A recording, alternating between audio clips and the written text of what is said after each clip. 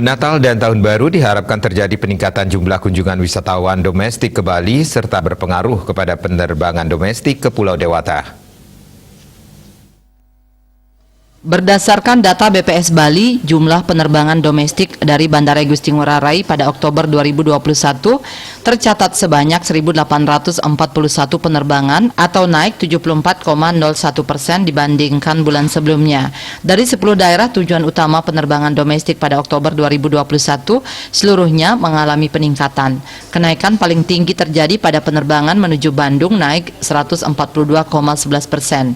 Jika dibandingkan dengan Oktober 2020, jumlah penerbangan domestik tercatat naik 24,98%. Secara absolut, penerbangan domestik masih didominasi oleh penerbangan tujuan Bandara Soekarno-Hatta sebanyak 858 penerbangan yang mengangkut sebanyak 136.529 orang penumpang. Secara total, jumlah penumpang yang berangkat melalui penerbangan domestik dari Bali sebanyak 237.054 orang, 138,14% lebih banyak dibandingkan dengan bulan yang sama tahun 2020.